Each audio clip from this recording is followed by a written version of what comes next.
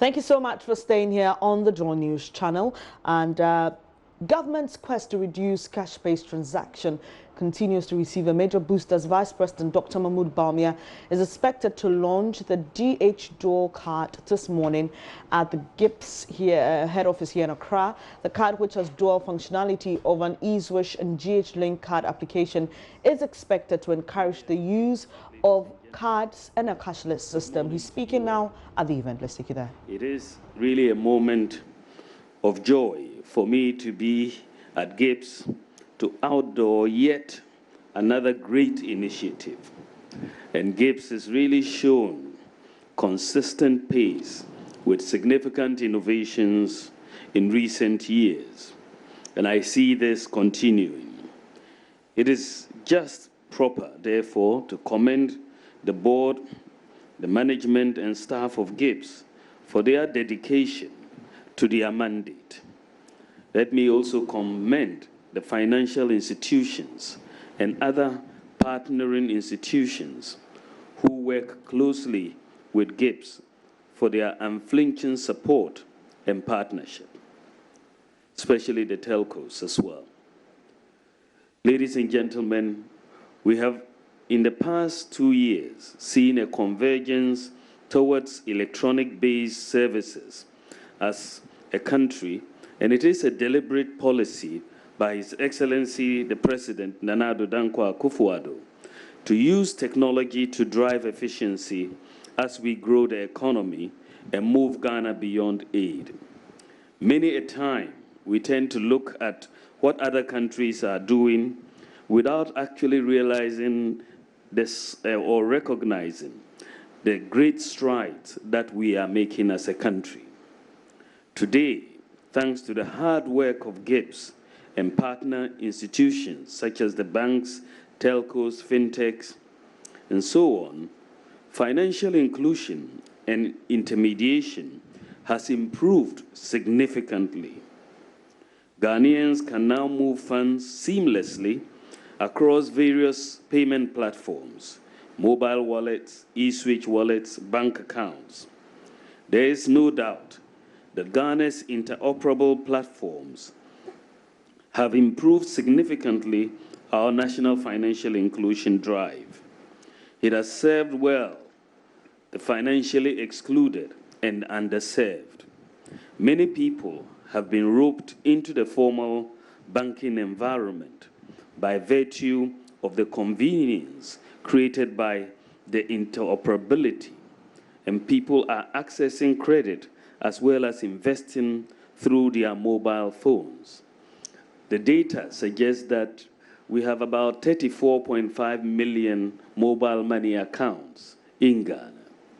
And so by bringing mobile money interoperability and making the mobile wallets interoperable with bank accounts, for example, you are essentially providing bank accounts practically to people who were excluded from the financial system. This is the real innovative solution that Ghana has brought about to address the financial inclusion with the help of the mobile phone interacting or being interoperable with the bank account. So from the bank account, you can make payments to the mobile wallet, and from the mobile wallet, you can make payments into the bank account. So this is, in a sense, a practical way of making sure every bankable Ghanaian has a bank account. And we have made major strides in this direction. So significant progress is being made with where we have gotten as a country and the passage of the Payment System and Services Act, which His Excellency the President has assented to. The sky is no longer the limit for Ghana. So we really have to stay the course and focus. Of course, there is more to do for us, and we are in a hurry to do more. But we are not doing badly. It is important that we know and acknowledge the strides that we are making as a country so that we can position ourselves rightly and take advantage of the opportunities that are available. If you have not read the Payment System Act, I encourage you to go and take a look at it and see the great opportunities inherent in there. I will also tell you unequivocally where government is headed. It will also tell you where government is headed in the use of technology to support payments and other economic activities in general.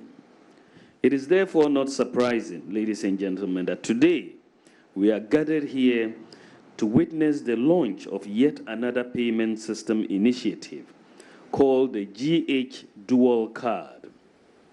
As the name suggests, it is a dual-purpose card that can function as an e-switch card and also as a GH Link card at the same time. The GH Link card, by its nature, is a proprietary EMV card for bank account holders in Ghana. The e-switch card, on the other hand, was developed and introduced in around 2007 for the unbanked, people who did not have bank accounts. Those were the people that we had in mind when we brought about the e-switch card. So you don't really need to be banked, you don't need a bank account to have an e-switch card. So in fact, as you have been told, what we are launching today, which is the dual e-switch and GH Link card, is a world first. It's not happened anywhere in the world.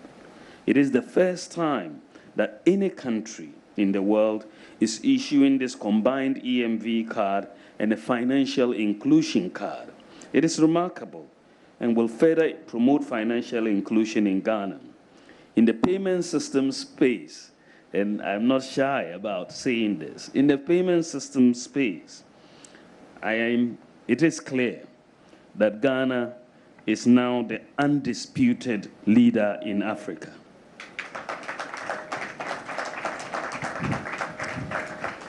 We are also the first country to have interoperability between mobile money accounts and bank accounts. And then we've extended it to e-switch accounts. This is triple interoperability. It is quite remarkable what we have done. In fact, I delivered a lecture at Stanford Business School last year. Actually, this was during the trip, Bernard, when we went to Silicon Valley. And I talked about what we were doing in the payment system space in Ghana.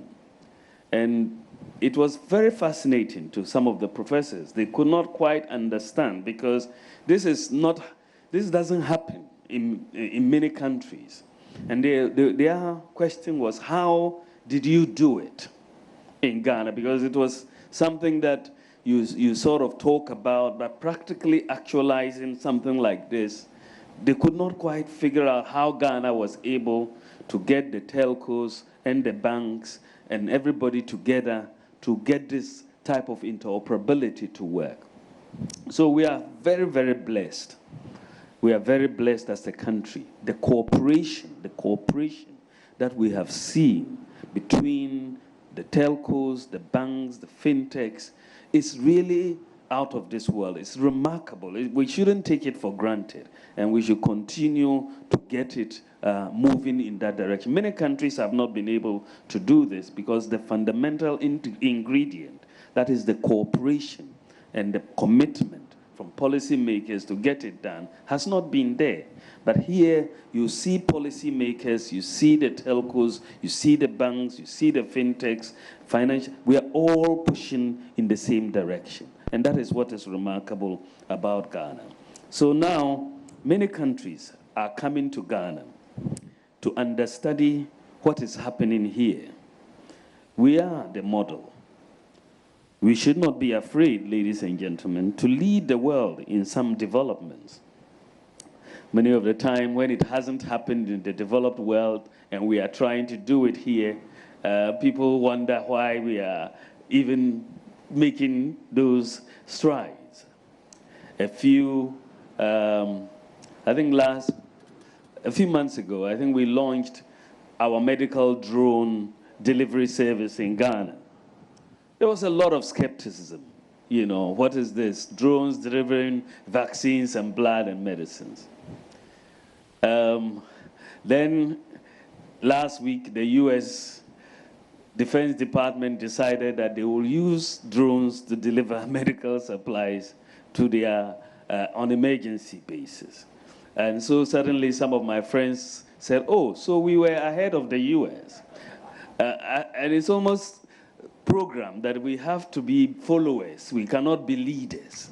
And I don't subscribe to that at all. We are going to be leaders in technology as we go forward. We have to be. Because we have an advantage because we don't have baggage. We are already, we don't have baggage. So we can leapfrog very easily. And this is where we are going. So this dual card is part of, you know, this payment system architecture that we are putting in place. You know, it is definitely going to reduce the cost of providing cards. You don't have to do a single card for one e-switch, another for GH Link, and therefore, you know, double the cost. You can do the two in one. Ladies and gentlemen, there is widespread use of e-switch payments in Ghana. Olam, Ghana, for example, and Cargill in the cocoa sector, for example, have gone completely cashless in the purchase of cocoa. And the farmers are opting to be paid either on e-switch or on their mobile wallets. And it's very, very remarkable. Today, national service is paid by e-switch, NAPCO, the YEA, school feeding, nursing training, trainee allowances, teacher trainee allowances, the LEAP, student loans, and so on. So there's a real ecosystem that has evolved in the use of e-switch. And the biometric feature of the e-switch makes it ideal for public sector payments, as it is able to eliminate ghost workers. So to eliminate the phenomenon of ghost workers once and for all, we are going to require that all government workers will also be paid through the filter of the e-switch card. This means that all public sector workers that do not have e-switch cards will be issued with these e-switch cards. And money, even though the money is not going to be paid to the e-switch card, the money will be paid into every worker's bank account, but the filter will be e-switch.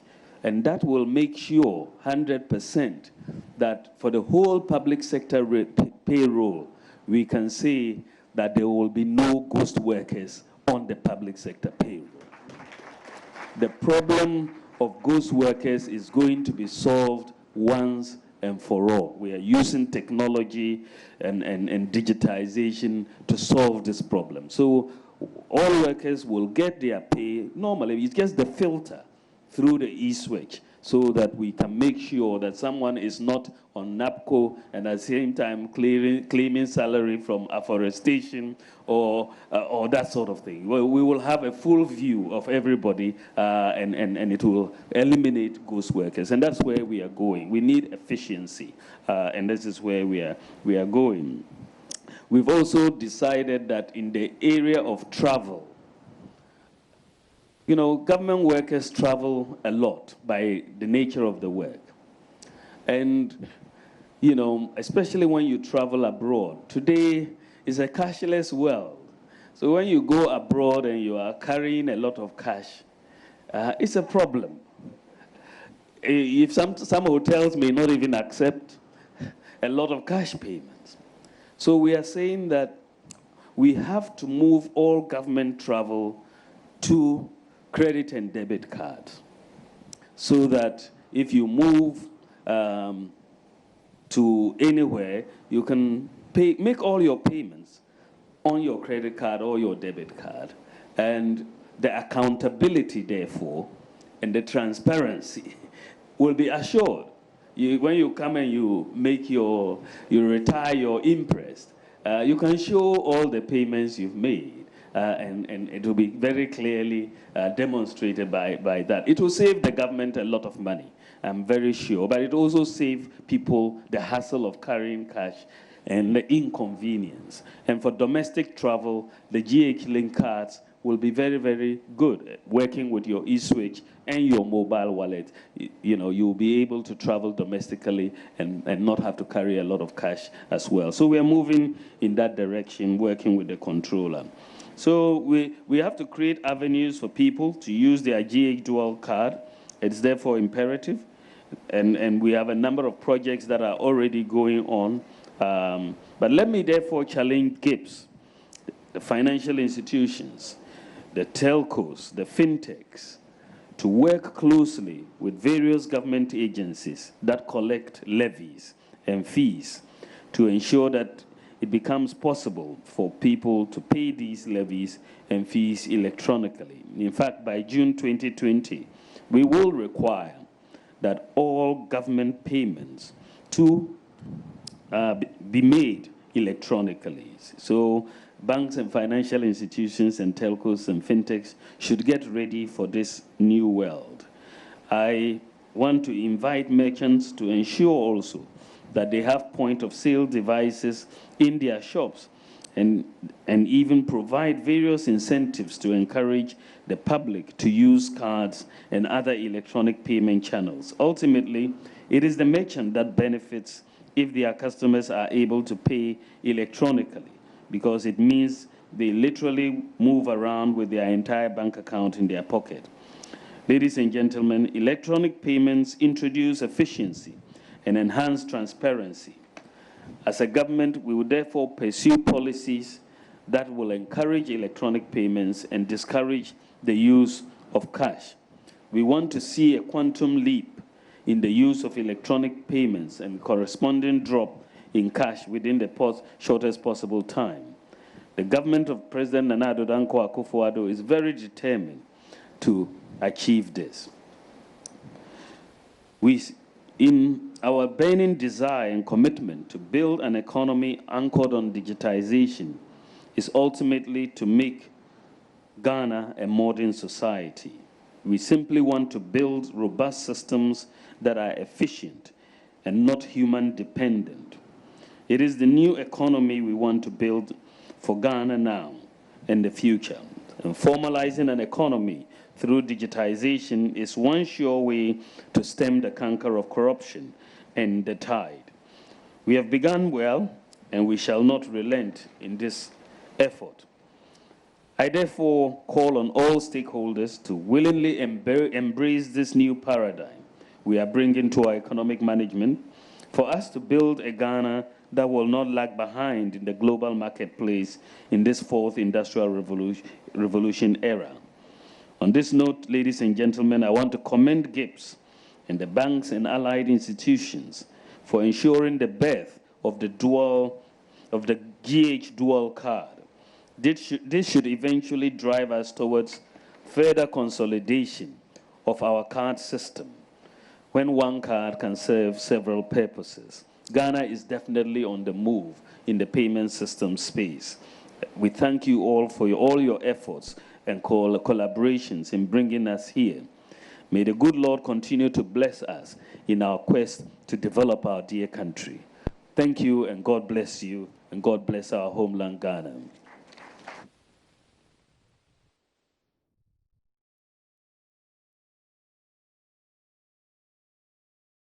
And that's Vice President Dr. Mahmood Bawumia launching the Ghana Payment System Initiative GH card. That's a new functional card, and it has the eSwish and GH Link cards embedded in one. Thank you so much for your company this morning. That's how we end this edition of News Desk.